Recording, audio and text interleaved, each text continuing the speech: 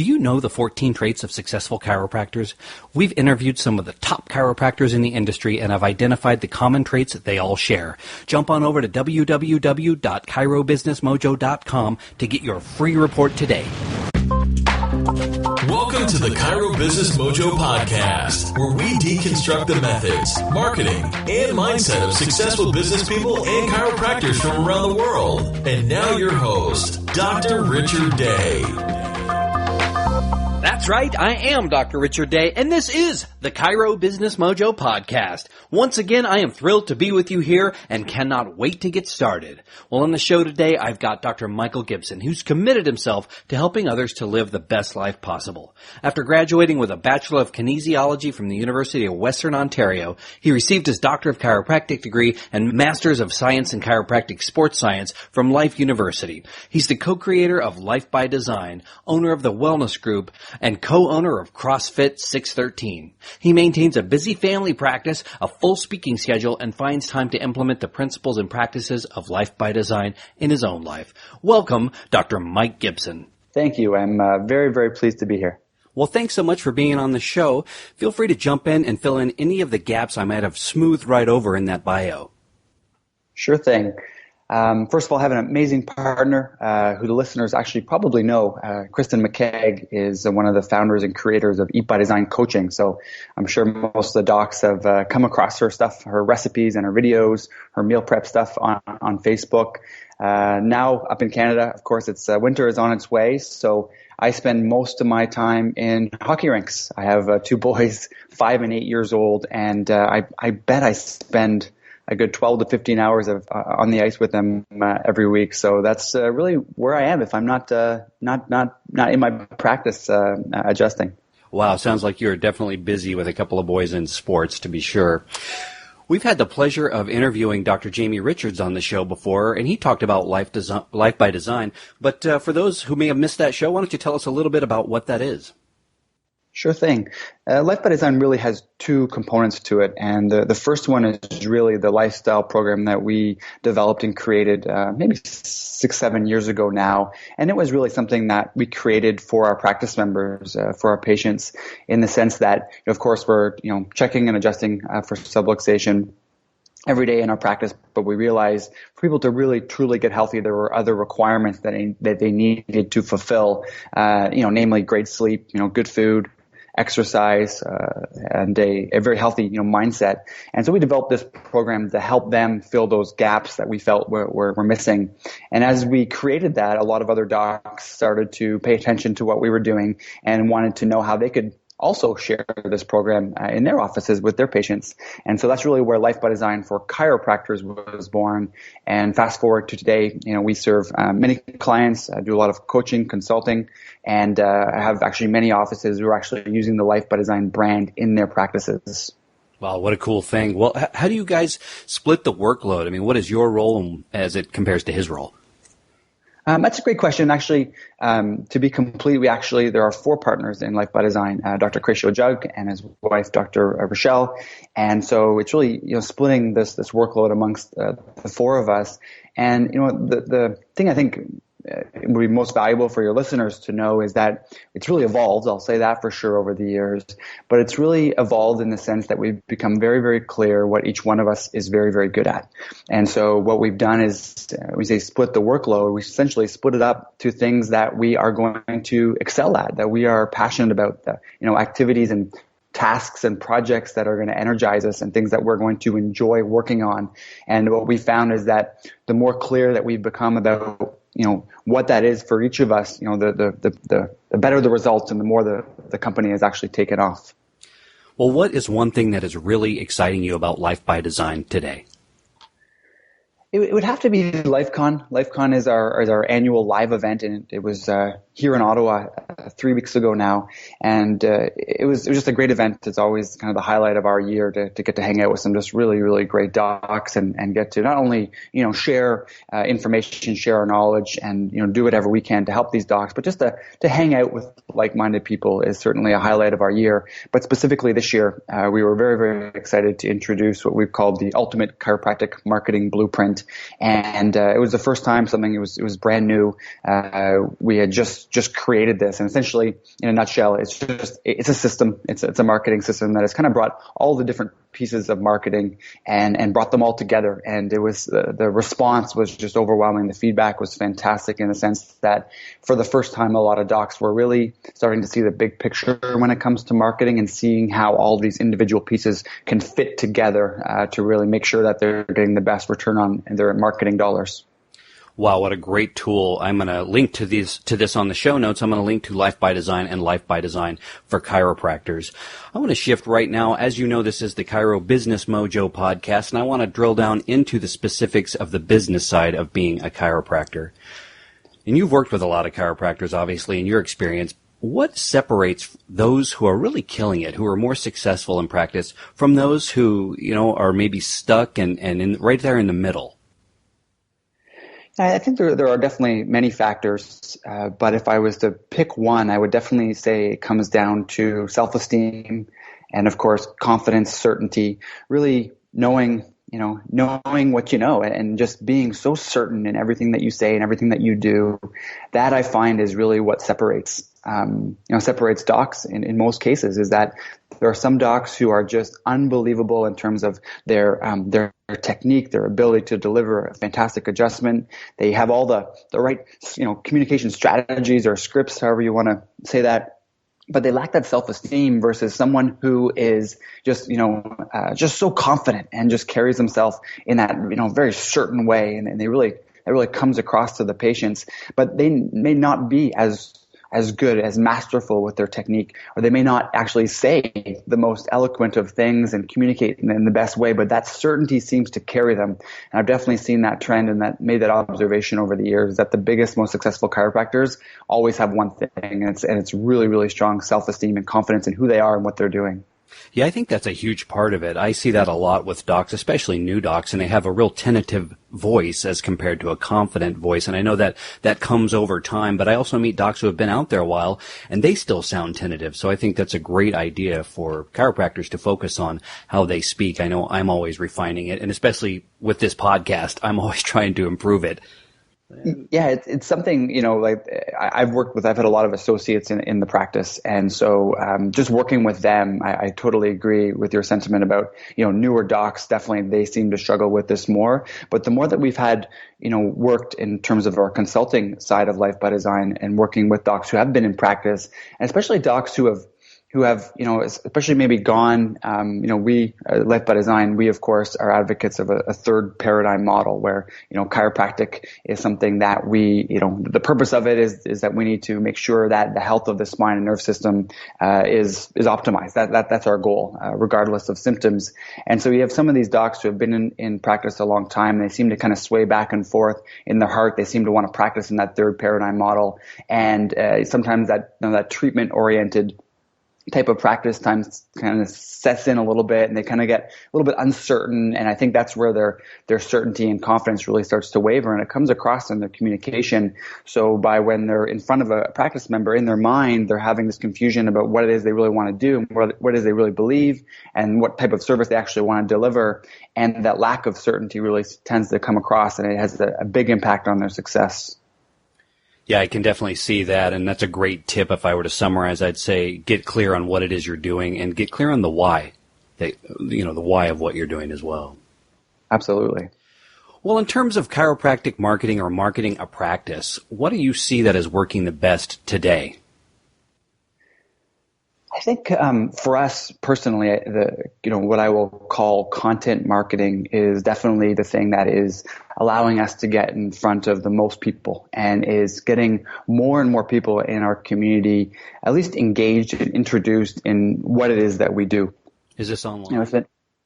Yeah, and there's going to be many different ways to do that, and that's another big piece of marketing, and part of why the Ultimate Chiropractic Marketing Blueprint is so exciting is it's actually blending both, online and offline, together into one system, an integrated system, where you're actually leveraging, your resources so that everything kind of fits together in a nice little package. I think that's very, very important. But yes, to answer your question, definitely for us anyway, the majority of that for us is online. Not that I think that has to be true for everyone, but with our strengths, again, back to our unique abilities in my practice, is that we have a group of people who are very strong online with the technology and very aware of social media, how it works and so forth. So for us, it definitely is online, but it's really just about choosing a mechanism to be able to get, your brand out there to more people. And unfortunately, the reality is that, chiropractic is not something that a lot of people are just, can't wait, are searching for in our communities. I hate to say that, but it's true. And so it's just finding, a valuable content, understanding who your market is, what they want, and, allowing yourself to build authority through providing that for them and really beginning a relationship, which then of course opens them up to what else you do and opens them up to the possibility of chiropractic and learning more about it. Yeah, I think it would really benefit chiropractors, especially ones who have been around a while and haven't really realized what the digital internet age has done and what that's opened up for us, to jump on board and really figure that out and create that conversation around our practices. If they haven't taken advantage of that, that's one mistake they might have made. What other sorts of marketing mistakes are you seeing chiropractors do? I think, just to touch on a little further, the biggest mistake for sure is not understanding who your market is, who it is that you're trying to reach, who that ideal practice member might be. Really, diving in and spending some real quality time trying to figure out who that is, what makes them tick, what their challenges are, what their pain points are, really understanding them. No matter what type of marketing project you're doing, that is the key piece of it. And if we don't get that right, then really the rest of your marketing, may fall flat. And that's why I think, chiropractors can do the same thing. They can take on the same project. They can take on a dinner with the doc or a screening or a talk or what have you. Two docs in different communities with different markets can do the exact same thing. It falls flat for someone and it just, knocks it out of the park for the other. I think that's the big difference, is that really, you need to make sure that all of your marketing is really aligned with who your market is, who you're trying to speak to, because if it's not, it will not work. Well, one of the things I've done in practice is try to network with local businesses, especially if we share a common, if my patients are customers of theirs and vice versa. What are some of the ways, I guess, you recommend people make those connections? Yeah, that's a great question. I've always been a fan. I'm not sure if it's named the same thing, in different places, but here we call it the BNI groups. And I've always been a big fan of the idea of BNI groups, where you're getting a group of entrepreneurs who are eager to build their business, to make relationships. And I've always loved the idea. But, and likely a lot of your listeners, have been to these groups and said, oh man, like it was such a waste of time. And I would agree. I went to, many of those when I was early in practice, and they never really worked out the way that you expected them to. And so what I always recommend docs do is actually create your own group. And in doing so, you get to choose businesses who share your values, first of all. You get to choose, people who are very driven, who are full of integrity, that are going to be able to, are really, not just in it for themselves, but actually looking to reciprocate in the sense that, they obviously want to do whatever they can to make sure that you are going to promote them, but also willing to return the favor. It's a lot about who the people are, I think, in these groups. But I think if you're willing to spend the time to search out these people, interview them, make sure they're a great fit, and then be a leader in the sense that you want to create this group and really drive it, have events, bring up opportunities for be a connector in the sense that you can bring other people outside, maybe two different people in these other businesses, bring them together and show how you can bring value, kind of like almost like a mastermind, and you're the leader where you're trying to bring all these people together. So I think BNI is a great way to do it, but I think you need to have someone who's really driving it, and you need to have a really good interview process to really make sure that the people involved are great people who are going to actually be doing it for the right reasons and have the right resources, skills, and tools to be able to actually, work at building everyone else's business in the group. Yeah, we are doing that here with our practice in Kansas City, and we were going to join a BNI group, but there wasn't one in our area, and it didn't sound like there was going to be one. And so we started a group, and we've had a very similar experience. It's been such a, I think, in a lot of different ways, it's been a great way for us to come together and really establish ourselves in the community as a resource as well, and save a lot of money, because groups like BNI, they charge upwards of $300-400 a year, and we have a small charge, but it's a lot less. So there's a lot of advantages to doing it yourself. Yeah, I totally agree. And it's something that can be so valuable if it's done properly. And if you take control, what I love about what you said is that you become this resource. You become a leader in the community. I think that goes a long way. Well, what are your thoughts on the effectiveness of spinal screenings? That's a great question. I think it comes back to what I was mentioning before about your market. I definitely see that it seems to work well in certain markets and not in others. So again, it comes back to your avatar.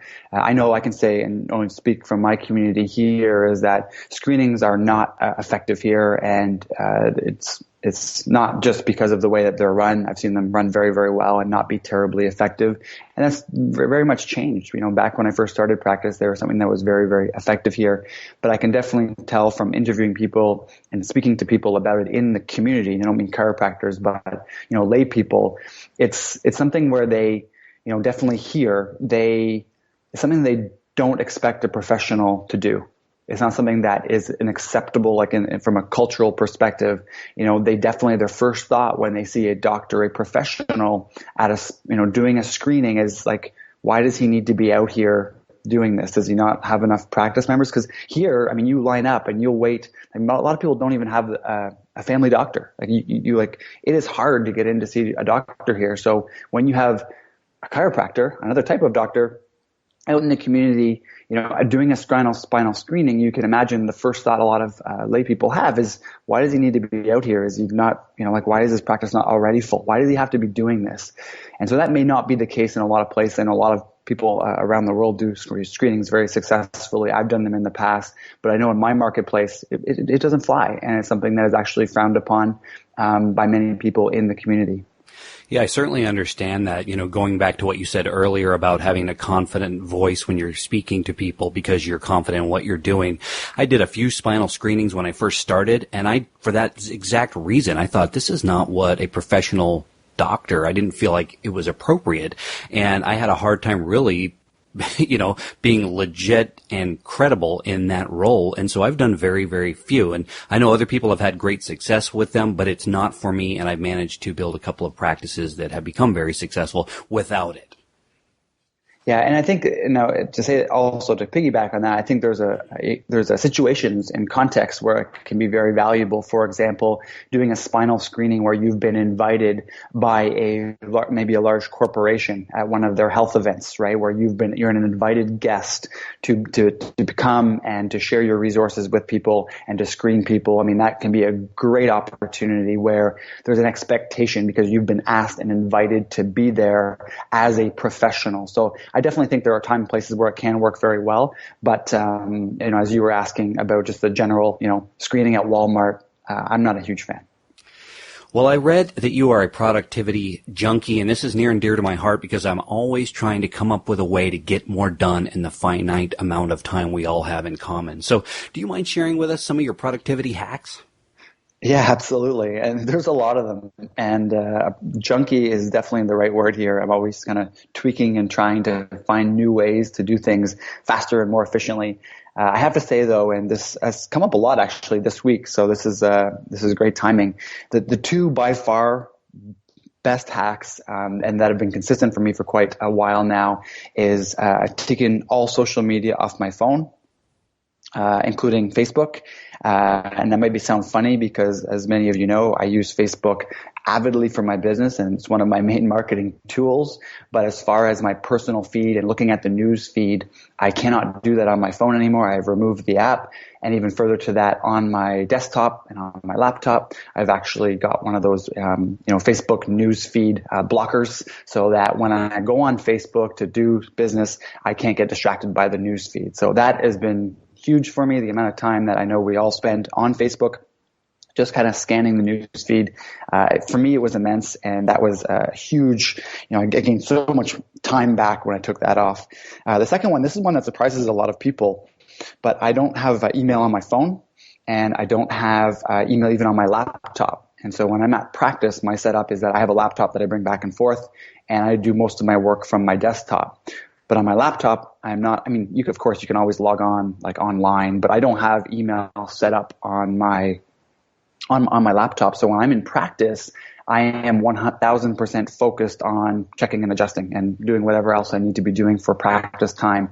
But I'm not getting distracted by other people's agendas and by checking my inbox, by checking my email. When I'm there, I'm focused on doing that.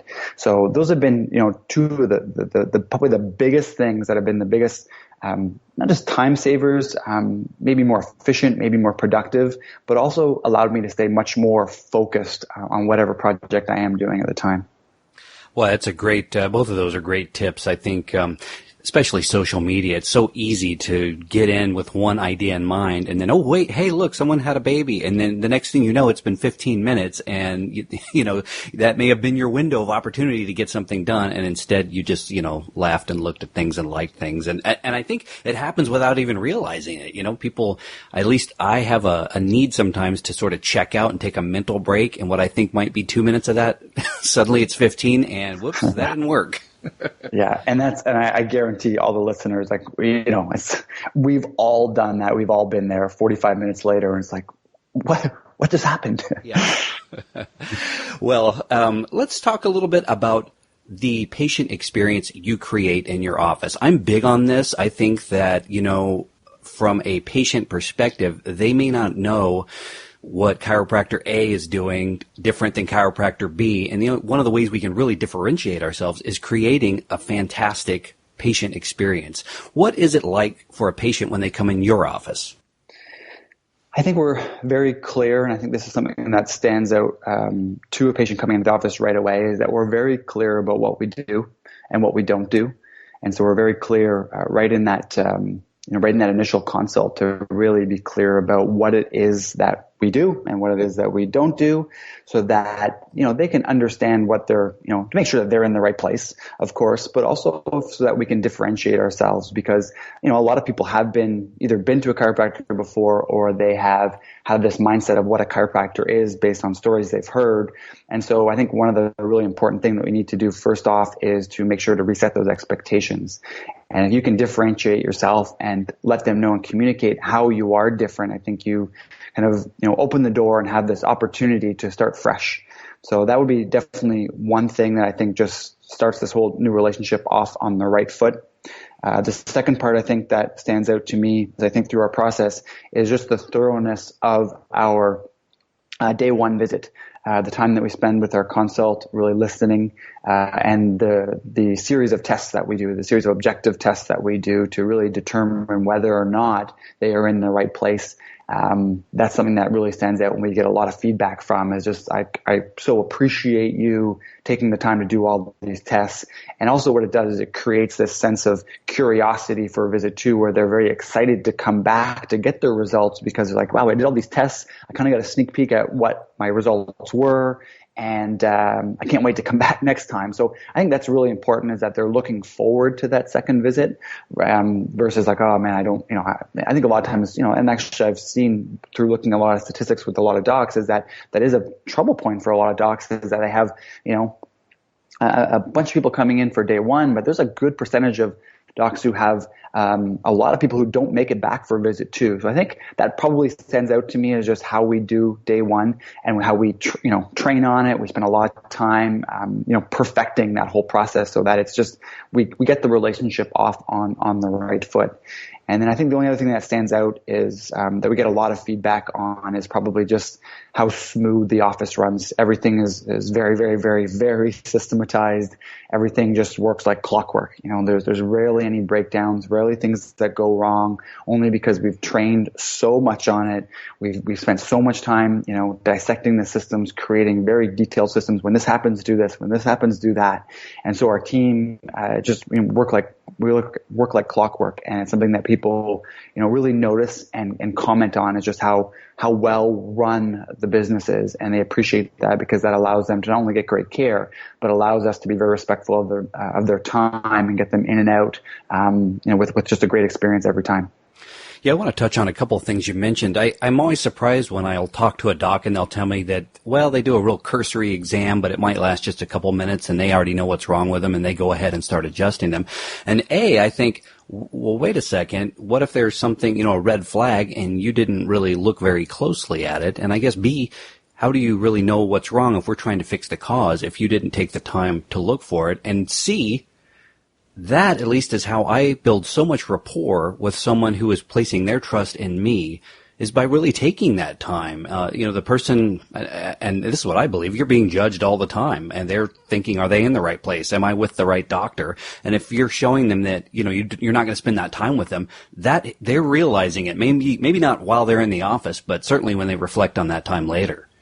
Yeah, I couldn't agree more. And to add to that, I would say what you're also doing is it's the day one is so important in building your case so that when you get to day two and you need to, share your recommendations with them, day one is a big part of that. And so you've got to build your case. And to do that, like you said, you've got to do a very thorough examination. You've got to listen, take the time with them, have objective tests so that they can see that, especially, unfortunately, I hate to say this all the time, but, chiropractic, there's not a huge trust with chiropractic. And so you need to build that trust. And one of the best ways you can do it is to take the proper amount of time to do a thorough examination with objective testing. Yeah, and the other part of what you said that I think is so great are the systems. When I have any experience, be it going to a restaurant or riding on an airplane, I'm a consumer like everybody else, and I'm looking, am I being well taken care of? Do they seem to know what they're doing? It's no different with our patients. Absolutely. This podcast is all about providing some actionable content for our listeners, and you've already done some of that. Do you have anything additional you would recommend, either a single action step or a series of steps for the new doc? And then let's break it down for the guy who's been around a while and is maybe looking for a different direction. I think for the new doc, my biggest recommendations, going back to how we started this conversation, is the whole self-esteem piece. And so my biggest recommendation is to read Nathaniel Brandon's book, The 6 Pillars of Self-Esteem, a fantastic book just to get your head around what self-esteem really is. I think that sometimes it can be a little bit of an abstract term, and I think reading that book, although it's a challenging book, is a great place to start to really start to understand what it is and what it is to act with self-esteem. So that would be my recommendation for a new doc.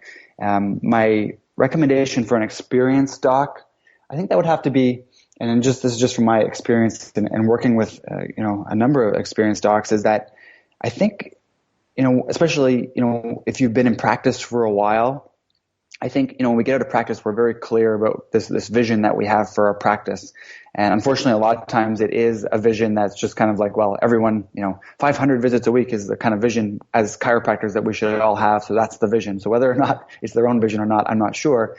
But as a more experienced doc, I think what I would recommend they do is actually spend some time to kind of go through that process of, okay, I've been in practice for X many years now. I built this. I've done this. What is my vision now? What's my vision for the future? Has it changed? Because what I find for a lot of docs is that once they've been in the game for a while, it changes significantly.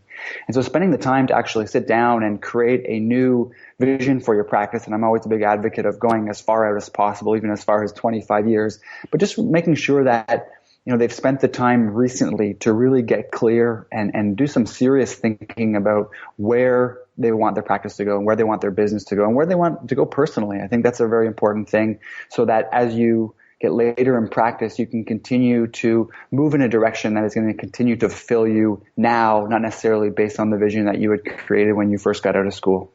That's great advice. We wear so many hats as a business person / chiropractor / marketer, entrepreneur. The list goes on, and it's very easy to lose track of what that big goal is. So if you could put a big lighthouse goal, reestablish that so that you know what direction you're heading, that's going to get you back on course. I want to shift right now and talk about success in general. Now, you've obviously had a lot of success in your career, and we learn a lot from success, but we tend to learn even more from overcoming challenges. Do you mind sharing with us a challenge or a failure in your life that you've overcome and what you learned from it? Sure. This is easy to pick the challenge because it was a pretty massive one. When I guess when my sister was 26, she was diagnosed with leukemia. And so she was 2 years younger than I was. And this was about 3 or 4 years into practice.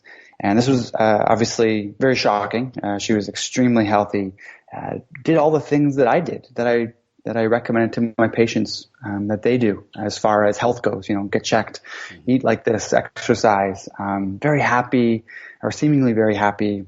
And so this was a massive shock. And so over the next 4 years or so, she was in the hospital for most of those 4 years.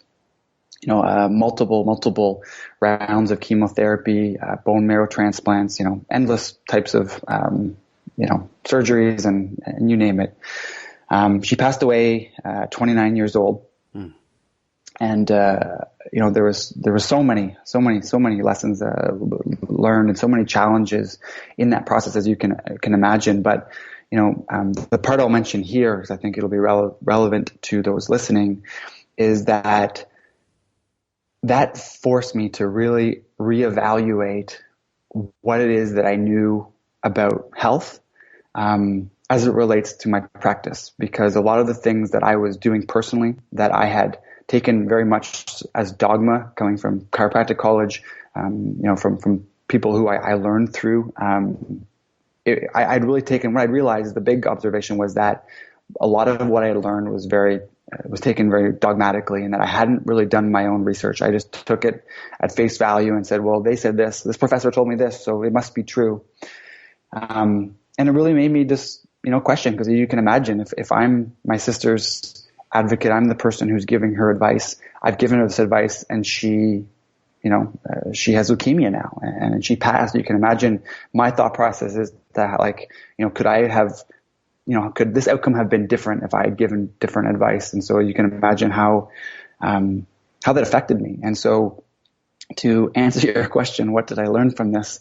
It really was that you really need to think, and, don't take information at face value. You need to do your research.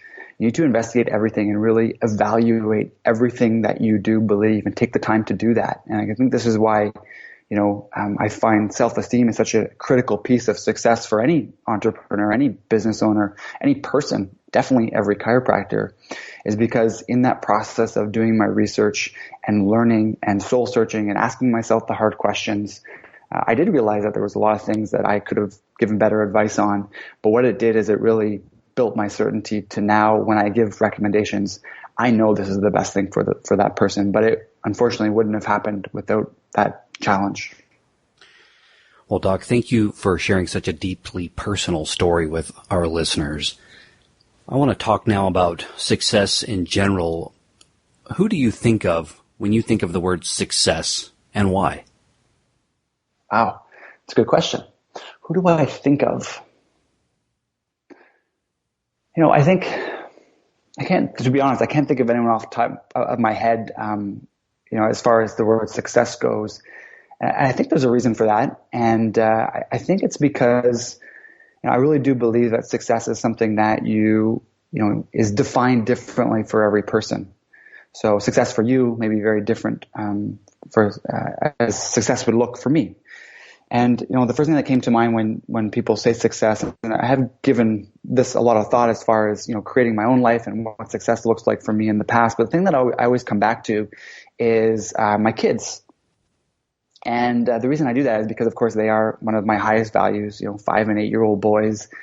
They are a huge part of my life, and my time with them and the relationships that we're building now are, one of my highest values. And so when I think about all that I do with work, with Life by Design, with my practice, with everything that I do, I think, the real goal of all of these things is, of course, to bring value back to me. And because my kids are one of my highest values in the relationships with them, is that success to me is being able to spend quality time with them, to build those relationships, and to be able to, from a financial perspective, because of my success in business and the value I'm creating to others, to create a life where we can do what we want to do, to create the life we want together, and in the process build just these amazing relationships. And so when I see other people who have amazing relationships with their kids and those people that are most valuable to them, that's really what pops in my mind when I think about success and what it means to me. Well, one of the things that jumps out to me in listening to you speak is that there's an empowerment. We're not waiting for someone to come save us or help us be more successful. We are adding value, and we are the architects of our own success. Am I getting that correct? Because that is the language I hear you using. 1,000%.